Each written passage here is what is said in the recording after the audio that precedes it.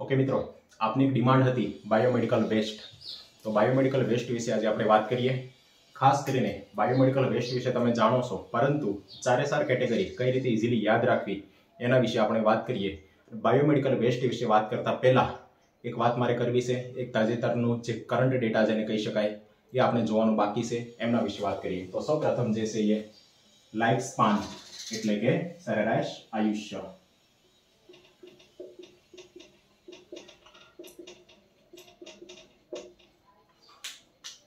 तो आयुष्य जैसे ये मेल फीमेल में भारत में केटलू से, तो पुरुषों में जैसे ये 67.5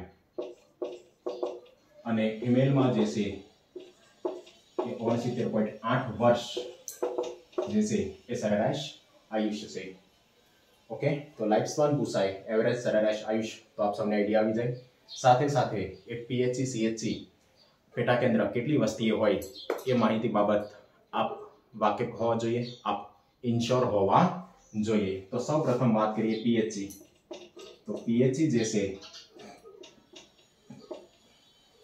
प्लेन विस्तार में, प्लेन एरिया में 30,000 ની વસ્તીએ, ટ્રાइबल एरिया में 20,000 ની વસ્તીએ एक पीएचसी અને अर्बन पीएचसी जैसे ये 50,000 ની વસ્તી દીઠ एक હોય।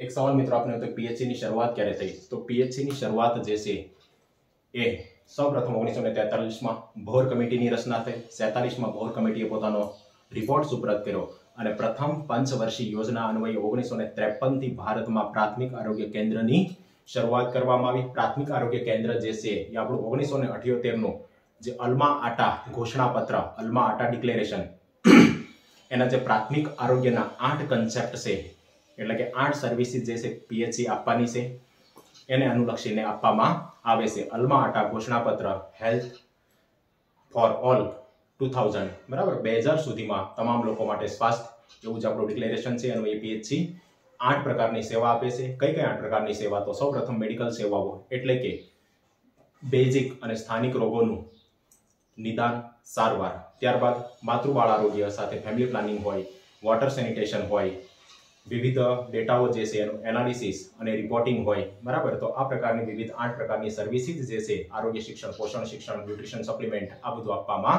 आवे छे। खास करीने आरोग्य प्रोग्राम, आरोग्य योजनाओ जे छे एना अमलीकरणनुं कार्य ए प्राथमिक आरोग्य केन्द्र करतुं होय छे।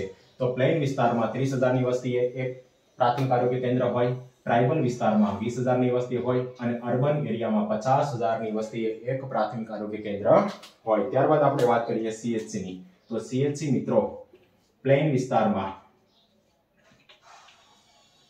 जैसे त्यारबाद ट्राइबल, अर्बन अने मेट्रो सिटी।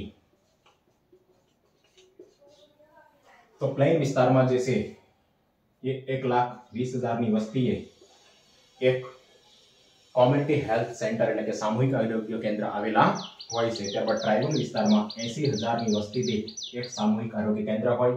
અર્બન વિસ્તારમાં 2.5 2.5 લાખ ની વસ્તીએ એક સીએચસી અને મેટ્રો સિટી, મેટ્રોપોલિટન સિટીમાં જે છે એ 5 લાખ ની વસ્તીએ એક સીએચસી આવેલા હોય છે। હવે સાથે સાથે વાત કરીએ આપણે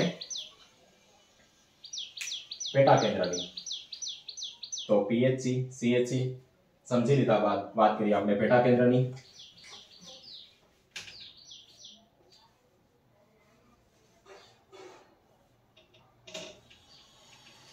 पेटा केन्द्र जेने सब हेल्थ सेंटर पण कहेवामां आवे, सब सेंटर अथवा तो सब हेल्थ सेंटर। प्लेन विस्तार में 5,000 ની वस्ती दीठ एक होय, ट्राइबल में जे 3,000 ની वस्ती एक होय अने अर्बन में 10,000 ની वस्तीए एक एएनएम એટલે કે auxiliary nurse midwife female health worker નું પોસ્ટિંગ આવેલું હોય। એટલે બીજા અર્થમાં અર્બન એરિયામાં પેટા કેન્દ્ર જે છે 10,000 ની વસ્તી એક આવેલું છે એવું કહી શકાય। આશા વર્કરની નિમણૂક જે છે 1,000 ની વસ્તીએ ગ્રામ્ય વિસ્તારમાં એક આશાની નિમણૂક થાય અને શહેરી વિસ્તારમાં 200 થી 250 ઘર દીઠ એક આશા વર્કરની નિમણૂક થાય। શહેરી વિસ્તારમાં આશાને ખાસ ઉષા કહેવામાં આવે। અર્બન સોશિયલ હેલ્થ એક્ટિવિસ્ટ અને 200 થી 250 ઘર એટલે કે 800 થી 1000 ની વસ્તીએ शहरी विस्तार में पण एक आशानी निमणूक करवामां आवे। साथे साथे एक सवाल तमारो ए पण पूछातो होय छे के पीएचसी में सॉरी पेटा केंद्रनी बात करिए तो पेटा केंद्रना प्रकार, पेटा केंद्रना प्रकार। तो पेटा केंद्रना खास કરીને બે પ્રકાર A અને B। એ પેટા કેન્દ્ર કે જ્યાં બેઝિક આરોગ્ય સુવિધાઓ, રસીકરણ, આરોગ્ય તપાસ, સંદર્ભ સેવા, આરોગ્ય પોષણ શિક્ષણ, ફેમિલી પ્લાનિંગ, સગર્ભા દાત્રી માતા, કિશોરીઓ, બાળકોને તમામ પ્રકારની સેવાઓ આપવામાં આવે છે, પરંતુ ત્યાં ડિલિવરી થતી નથી। તો ટાઈપ 2 જે છે એ MCS સેવાઓ એટલે કે મધર એન્ડ ચાઇલ્ડ હેલ્થની સેવાઓ આપતું સેન્ટર છે કે જ્યાં ડિલિવરી થતી હોય એવા પેટા કેન્દ્રને ટાઈપ બી પેટા કેન્દ્ર કહેવામાં આવે છે। ટાઈપ એ માં ANM ની પોસ્ટ જે છે એક હોય, ટાઈપ 2 માં જે છે એ ANM ની બે પોસ્ટ હોય અને સંભવ હોય તો સ્ટાફ નર્સની પણ એક પોસ્ટ જે છે એ ભરેલી હોય છે। અત્યારે પેટા કેન્દ્રના નવા નામ છે Ayushman Bharat health and wellness centre. 2018 માં આયુષ્માન ભારત યોજના લોન્ચ થઈ। 14 એપ્રિલ 2018 ના રોજ Ayushman Bharat health and wellness સેન્ટરની શરૂઆત થઈ અને ત્યારે આપણા પ્રાઇમ મિનિસ્ટર નરેન્દ્ર મોદીએ નિર્ધાર કર્યો હતો કે ભારતના ઉપલબ્ધ તમામ પેટા કેન્દ્ર, PHC, અર્બન PHC, CHC આ તમામને જે છે હેલ્થ એન્ડ વેલનેસ સેન્ટરમાં રૂપાંતરિત કરવા 2022 સુધીમાં અને 1,55,000 પૈકી 1,30,000 જેટલા આ સેન્ટર જે છે એ હેલ્થ એન્ડ વેલનેસ સેન્ટરમાં રૂપાંતરિત થઈ ચૂક્યા છે। સાથે સાથે 2021 થી આયુષ હેલ્થ એન્ડ વેલનેસ સેન્ટરની પણ શરૂઆત કરવામાં આવી, એટલે કે જેટલા પણ આયુર્વેદિક દવાખાનાઓ હોય, ગવર્મેન્ટ આયુર્વેદિક ડિસ્પેન્સરી, એમને પણ આયુષ હેલ્થ એન્ડ વેલનેસ સેન્ટરમાં રૂપાંતરિત કરવા। તો મિત્રો પેટા કેન્દ્રના પ્રકારની વાત થઈ। ત્યારબાદ એક સવાલ એવો પૂછાતો હોય કે PHC જે છે એમાં કેટલા બેડ હોય? તો PHC માં 6 બેડ હોય અને CHC માં જે છે એ 30 બેડ હોય। CHC જે છે ફર્સ્ટ રેફરલ યુનિટ તરીકે કામ આપે છે। 5 લાખની વસ્તી એક ફર્સ્ટ રેફરલ યુનિટ હોય, પરંતુ તાજેતરમાં લગભગ દરેક તાલુકા પ્લેસ પર એક ફર્સ્ટ રેફરલ યુનિટની સ્થાપના કરવામાં આવે છે। ફર્સ્ટ રેફરલ યુનિટ એટલે એવું યુનિટ કે જ્યાં 24 કલાક પ્રસૂતિ સેવાઓ, ખાસ કરીને સિઝેરિયન સેક્શન, એનેસ્થેસિયા, બ્લડ સુવિધા, સાથે સાથે જો બાળક એ બીમાર હોય તો સિક ન્યૂબોર્નની કેર, લાઇટ, પાણી, લેબોરેટરીની સુવિધા હોય એવા સેન્ટરને ફર્સ્ટ રેફરલ યુનિટ એટલે કે પ્રથમ સંદર્ભ સેવાના સ્થળ તરીકે ઓળખવામાં આવે છે અને ભારતમાં CHC જે છે એ ફર્સ્ટ રેફરલ યુનિટ તરીકે કામ કરે છે।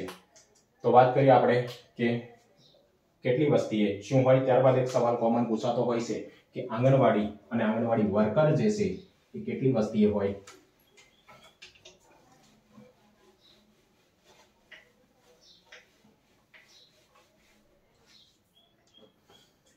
तो जनरली आप सब जानिए छे कि आंगणवाड़ी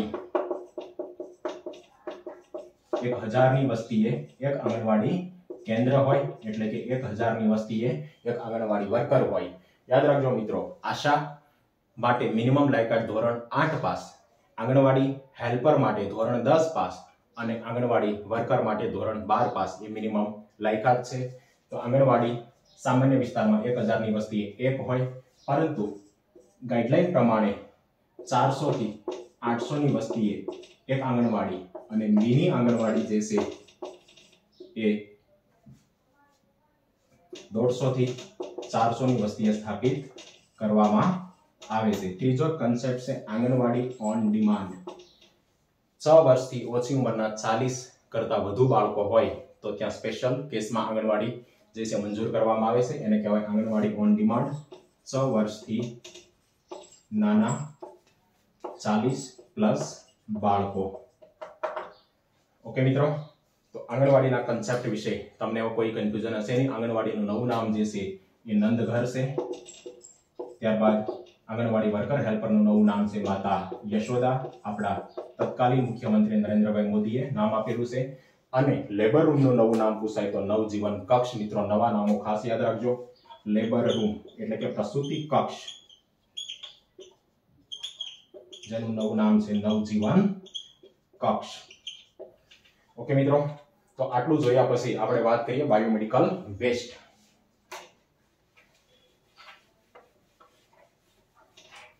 તો સૌપ્રથમ તો બાયોમેડિકલ વેસ્ટ એટલે શું? તો માનવ, પશુ કે પંખી આ ત્રણેયમાં નિદાન, ટ્રીટમેન્ટ એટલે કે સારવાર, રિસર્ચ એટલે સંશોધન અને ઇમ્યુનાઇઝેશન આ 4 પ્રોસેસ દરમિયાન ઉત્પન્ન થતા વેસ્ટને બાયોમેડિકલ વેસ્ટ કહેવામાં આવે છે। જો આપણે સૌ ઈઝીલી યાદ રાખી શકીએ, વેસ્ટ એટલે કચરો। કચરો હોય ત્યાં ગંદકી થાય અને ગંદકીને જે છે એ આપણે ડર્ટી કહેતા હોઈએ, સ્પેલિંગ થોડો અલગ યાદ રાખવા માટે, ડર્ટી. તો ડી એટલે ડાયગ્નોસિસ, આર એટલે રિસર્ચ, ટી એટલે ટ્રીટમેન્ટ અને આઈ એટલે ઇમ્યુનાઇઝેશન. તો માનવ, એનિમલ અને એવિયન એટલે કે બર્ડ્સમાં આ 3-4 પ્રોસેસ દરમિયાન ઉત્પન્ન થતા વેસ્ટને બાયોમેડિકલ વેસ્ટ કહેવામાં આવે છે. ડાયગ્નોસિસ એટલે કે નિદાન, રિસર્ચ એટલે સારવાર, ડી એટલે ડાયગ્નોસિસ નિદાન, રિસર્ચ એટલે સંશોધન, ટી એટલે ટ્રીટમેન્ટ સારવાર અને આઈ એટલે ઇમ્યુનાઇઝેશન રસીકરણ.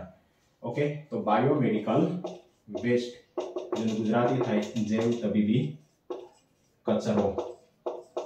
સૌપ્રથમ વેસ્ટના નિકાલ માટે અને પોલ્યુશનના નિયંત્રણ માટે કોઈ કાયદો ભારતમાં અમલમાં હતો નહીં. 1974માં વોટર એક્ટ અમલમાં આવ્યો. વોટર એક્ટ એટલે કે જળ પ્રદૂષણ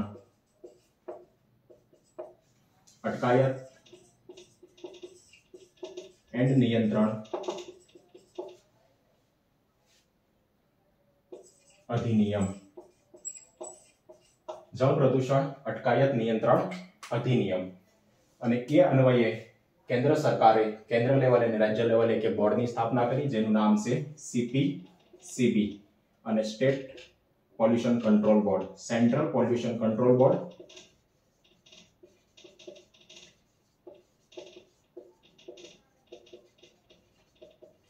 and state pollution control board. અને ગુજરાત હોય તો ગુજરાત પોલ્યુશન કંટ્રોલ બોર્ડની સ્થાપના કરવામાં આવી.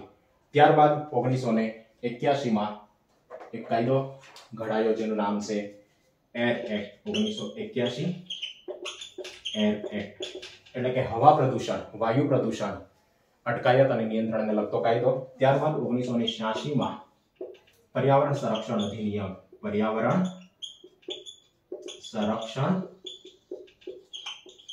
અધિનિયમ. પર્યાવરણ સંરક્ષણ અધિનિયમ કયા મંત્રાલયનો કાયદો છે? તો ministry of environment, forest and climate changes એટલે કે વન, પર્યાવરણ અને જળવાયુ પરિવર્તન વિભાગનો જે છે આ કાયદો છે. અને 1986ના કાયદા અન્વયે હવે આ CPCB અને GPCB કામ કરે છે. અને સાથે સાથે 1998માં બાયોમેડિકલ વેસ્ટ નિયમ જે છે એ અમલમાં આવ્યો. અને લાસ્ટમાં 2010માં NGT નેશનલ ગ્રીન ટ્રિબ્યુનલ પાર્લામેન્ટમાં એક કાયદો પસાર કરવામાં આવ્યો, NGT એક્ટ. અને એ અન્વયે દિલ્હીમાં નેશનલ ગ્રીન ટ્રિબ્યુનલની સ્થાપના કરવામાં આવી.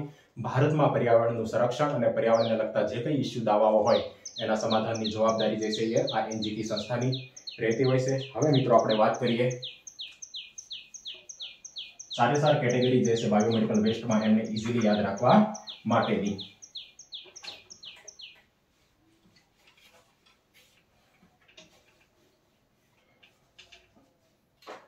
તો સૌપ્રથમ 1998ના નિયમમાં જે છે 10 કેટેગરી હતી અને બાયોમેડિકલ વેસ્ટનું આપણે અલગ અલગ 10 કેટેગરીમાં વિભાજન કરતા હતા. પછી આપણે એમનો નિકાલ કરતા હતા. 2016ના નવ સંશોધિત નિયમ પ્રમાણે આ 10 પૈકી ફક્ત 4 કેટેગરી તમારે યાદ રાખવાની છે. યલો, ત્યારબાદ રેડ, બ્લુ એન્ડ વ્હાઇટ. તો મિત્રો સૌપ્રથમ યલો કેટેગરી આપણે યાદ રાખવા પ્રયત્ન કરીએ. આપ સૌને ABCD આવડતું હશે. ABCD. યલો એટલે કે પીળી બેગમાં કયો વેસ્ટ નાખવો યાદ રાખવા માટે ABCD યાદ રહી જાય. સૌપ્રથમ તો A એટલે animal and human. Animal, human and avian. Animal, human, avian એટલે કે પ્રાણી, માણસ, પંખી. આ ત્રણેયના એનાટોમિકલ પાર્ટ એટલે કે શરીરના અંગો. અંગોમાં બેઝિક જોઈએ તો કોષ, પેશી. ત્યારબાદ એબોર્શન થાય, મિસકેરેજ થાય અથવા તો આપણો કાયદો જે છે મેડિકલ ટર્મિનેશન પ્રેગ્નન્સી એક્ટ 1971 એ અન્વયે જે ભ્રૂણ હોય તો એબોર્શન કહેતા ભ્રૂણ. ત્યારબાદ એમ્પ્યુટેશન,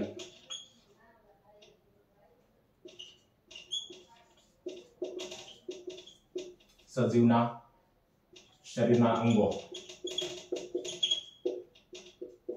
ઓપરેશન દ્વારા શરીરના અંગો દૂર કરવા એમને કહેવાય એમ્પ્યુટેશન. ત્યારબાદ વાત કરીએ તો બી. બી એટલે બ્લડ એન્ડ બોડી ફ્લુઇડ, લોહી અને શરીરના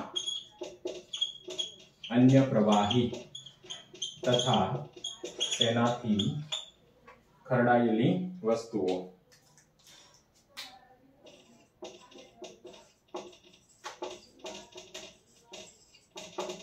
જેમ કે કોટન, બેન્ડેજ, અર્થોમાં હાડકામાં વપરાતું પ્લાસ્ટર ઓફ પેરિસ, લિનન હોય, બેડશીટ હોય, બ્લડ બેગ હોય. તો આ બ્લડ એટલે કે લોહી અને લોહીથી ખરડાયેલી વસ્તુ, કોટન, બેન્ડેજ એટલે કે પાટા, plaster of Paris, linen, bedsheet, blood bag.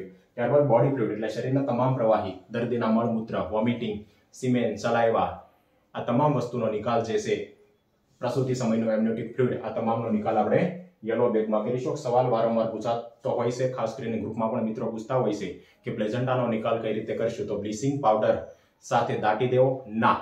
Biomedical વેસ્ટના નવા નિયમ, નવી ગાઈડલાઈન જે આપણા પોલ્યુશન બોર્ડની જે છે સીપીસીબી અને જીપીસીબી એટલે કે કેન્દ્રીય પ્રદૂષણ નિયંત્રણ બોર્ડ અને રાજ્ય પ્રદૂષણ નિયંત્રણ બોર્ડની નવી ગાઈડલાઈન પ્રમાણે બાયોમેડિકલ વેસ્ટ એ હોસ્પિટલમાં ક્યાંય દાટવાનો નથી, ક્યાંય ફેંકવાનો નથી, ક્યાંય બાળવાનો નથી. ફક્ત ને ફક્ત હોસ્પિટલમાં ભેગો કરી અને 48 કલાક પહેલા કોમન બાયોમેડિકલ વેસ્ટ ટ્રીટમેન્ટ ફેસિલિટીને આપી દેવાનો રહેશે. એની વાત આપણે ગઈકાલે કરી દીધી. તો આટલી વસ્તુ. ત્યારબાદ બી પછી આવે સી. એ એટલે એનિમલ થી શરૂ કર્યું, બી એટલે બ્લડ અને બોડી ફ્લુઇડ, સી એટલે કેમિકલ. તો હોસ્પિટલમાં જેટલા પણ કેમિકલ તમને જોવા મળે એ નિદાનમાં વપરાય, સારવારમાં વપરાય, યાની તો હોસ્પિટલની સાફ સફાઈમાં વપરાતા હોય એ તમામનો નિકાલ પણ આપણે આમાં કરીશું. જેમ કે ફોર્મેલિન, ગ્લુટેરાલ્ડિહાઇડ, ફિનાઇલ, બ્લીચિંગ,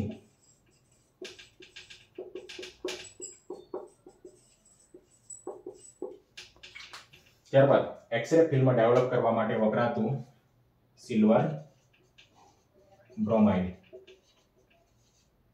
એક્સરે પાડવા માટે જે બેરિયમ સલ્ફેટ વપરાય છે, આવા કોઈ પણ વધારાના જે કેમિકલ હોય એમનો નિકાલ આપણે આમાં કરીશું. આ સિવાય ફિનોલ, ક્રેસોલ, લાઇઝોલ, આ તમામ કેમિકલનો નિકાલ આપણે યલોમાં કરીશું. તો એબીસી પછી ડી.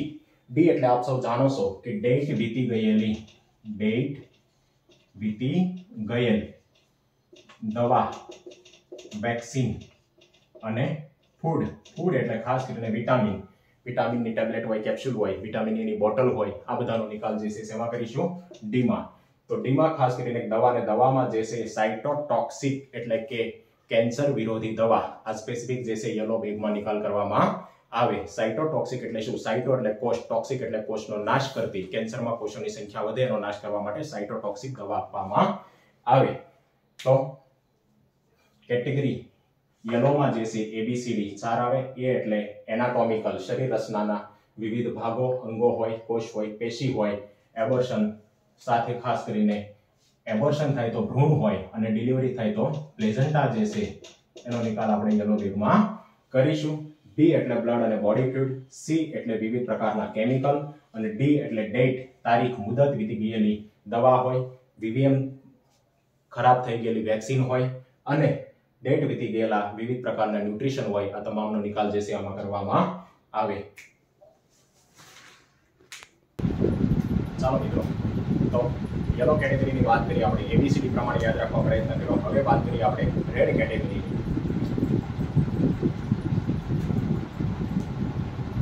રેડ કેટેગરી મીન્સ કે category 2 yellow, red bag, red bucket.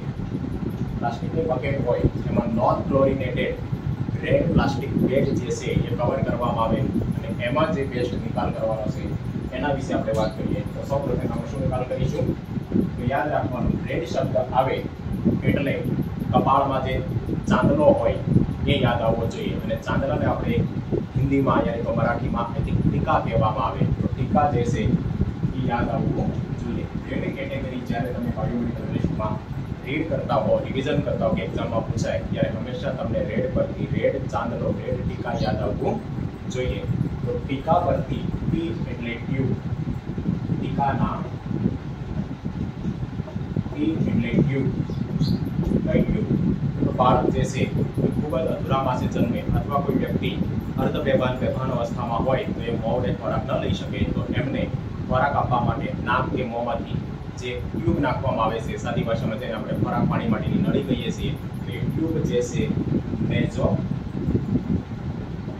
Gastric અથવા તો ઓરોગેસ્ટ્રિક નાકમાંથી જઠર સુધી જતી કે મોંમાંથી જઠર સુધી ટ્યુબ જે છે એમનો નિકાલ એમાં કરીશું ત્યારબાદ આઈવી પરથી આઈવી બોટલ આઈવી સેટ અને ઇન્ટ્રા ગેટ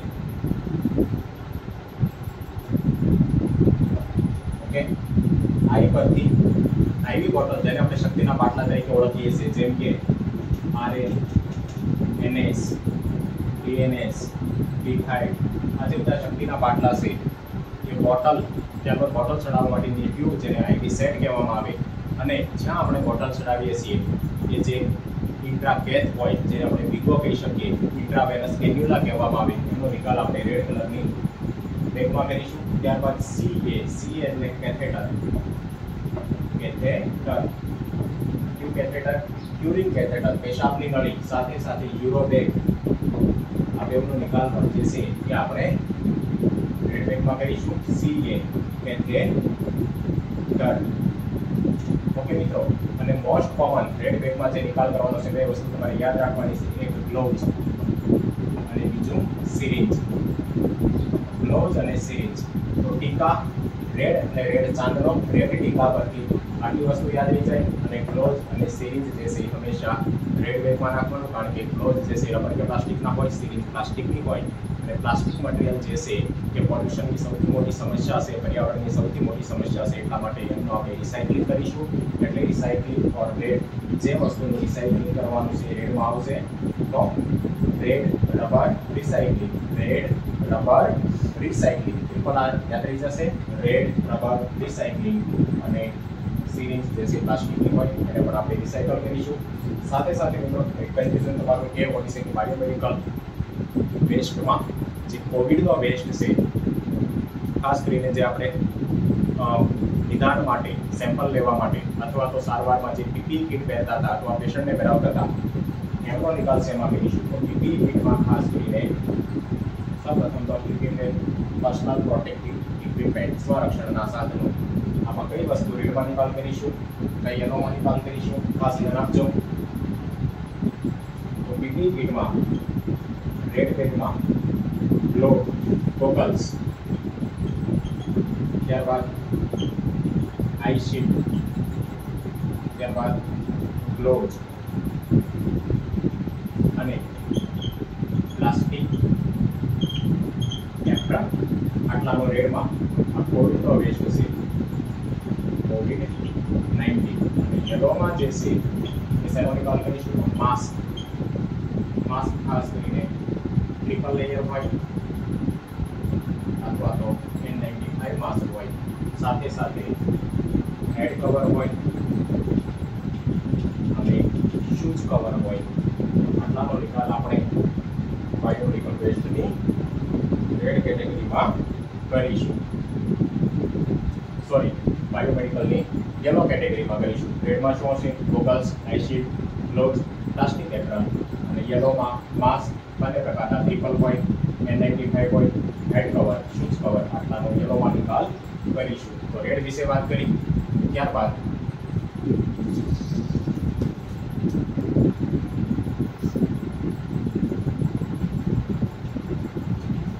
મિત્રો રેડ પછી આવશે બ્લુ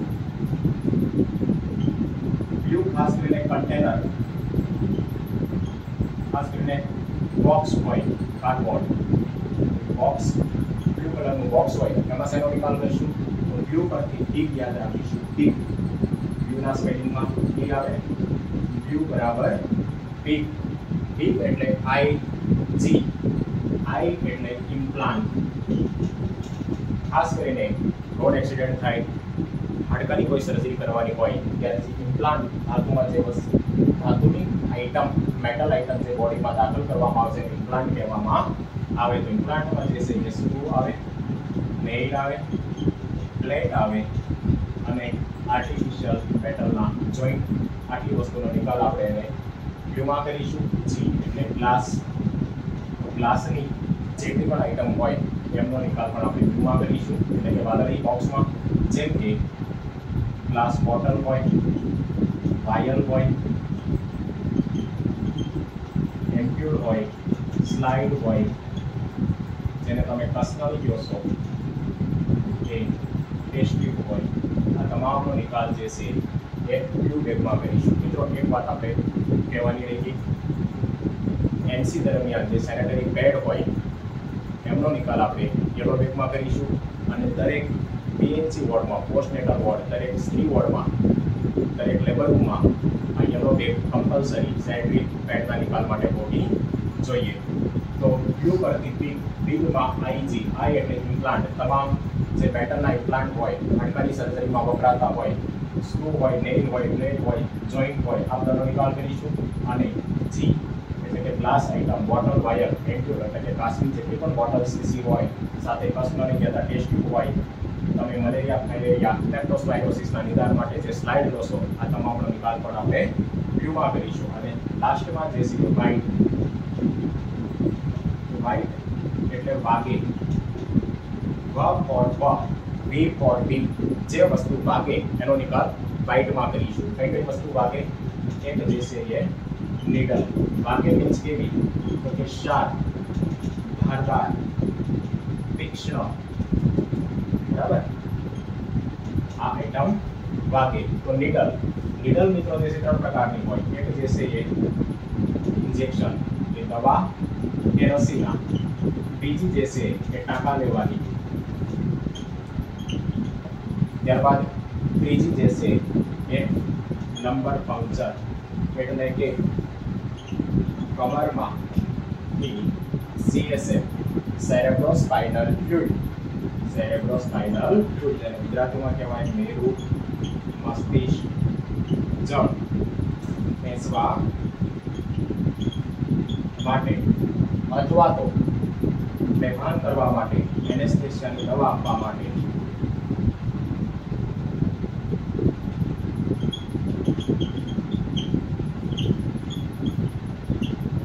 આ લંબર પંક્ચર નીડલનો ઉપયોગ થાય.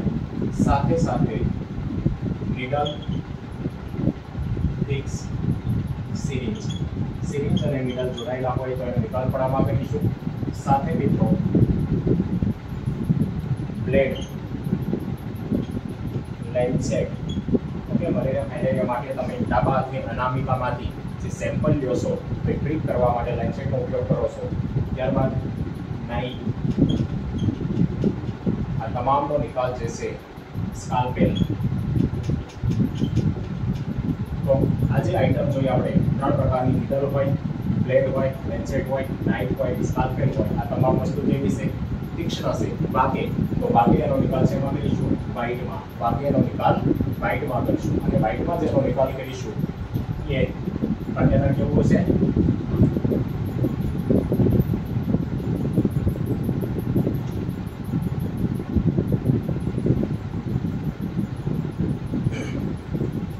જેનો નિકાલ કરીશું કન્ટેનર કેવું છે? Puncture proof. ત્યારબાદ leak proof and tamper proof and transparent. Puncture proof, leak proof એટલે કે એમાં કોઈ શાર્પ વસ્તુ, ધારદાર વસ્તુ નાખીએ તો એ આરપાર નીકળે ન જવી જોઈએ. એમાં જે આપણે સોડિયમ હાઇડ્રોક્લોરાઇડ નામનું સોલ્યુશન કરીશું આ વિવિધ શાર્પ વસ્તુઓને જંતુમુક્ત કરવા માટે તો લીક ન થવી જોઈએ. ટેમ્પરેચરના લીધે આ કન્ટેનરના બંધારણમાં કોઈ ફેરફાર ન થવો જોઈએ. અને લાસ્ટમાં ટ્રાન્સપેરેન્ટ અને આરપાર દેખાય તેવું હોવું જોઈએ. આ તમામ બકેટ જે છે 4 કલરની એ 2/3 ભરાય એટલે બદલી નાખવી જોઈએ, અથવા તો એમને જે બાયોમેડિકલ વેસ્ટ આપણે સ્ટોર કરતા હોઈએ ત્યાં એમનો નિકાલ કરી દેવો જોઈએ અને 48 કલાકથી વધુ બાયોમેડિકલ વેસ્ટનો આપણા હોસ્પિટલ કેમ્પસમાં સંગ્રહ કરવો જોઈએ નહીં. બાયોમેડિકલ વેસ્ટનો સંગ્રહ હોસ્પિટલ બિલ્ડિંગમાં નથી કરવાનો, બાયોમેડિકલ વેસ્ટનો સંગ્રહ હોસ્પિટલ કેમ્પસમાં કરવાનો રહેશે. અને છેલ્લે સોલિડ વેસ્ટ મેનેજમેન્ટની બંને કેટેગરી જે ગ્રીન અને બ્લુ છે એ અલગથી આપણી હોસ્પિટલમાં હોવી જોઈએ. બ્લુ કેટેગરીમાં સૂકો કચરો એટલે કે પ્લાસ્ટિક હોય, પેપર હોય, પૂઠા હોય એનો નિકાલ કરીશું અને ગ્રીન કેટેગરીમાં જે આપણો કિચન વેસ્ટ હોય, ગાર્ડન વેસ્ટ હોય, ફળ ફૂલ શાકભાજી વેસ્ટ હોય આ બધાનો નિકાલ આપણે ગ્રીન બકેટમાં કરીશું. મિત્રો આશા છે કે બાયોમેડિકલ વેસ્ટ બાબત આપણે કોઈ કન્ફ્યુઝન નહીં હોય અને આજે આપણે ABCD ત્યારબાદ રેડ ટીકા, બ્લુ પીક અને વ્હાઇટ વાગે એ શોર્ટ કીના આધારે બાયોમેડિકલ વેસ્ટ આપણે ખૂબ ઇઝીલી યાદ રહી જશે. આપણે તમામ ક્વેશ્ચન એમાંથી આવડી જશે અને આપણે પણ માર્ક્સ જશે નહીં એવી મને સંપૂર્ણ વિશ્વાસ છે. મિત્રો આ માહિતી જો આપને સારી લાગી હોય તો આપના ગ્રુપમાં આપના ભાઈઓ બહેનો સુધી આપને શેર કરજો, ચેનલને લાઈક કરજો, સબસ્ક્રાઈબ કરજો. અસ્તુ.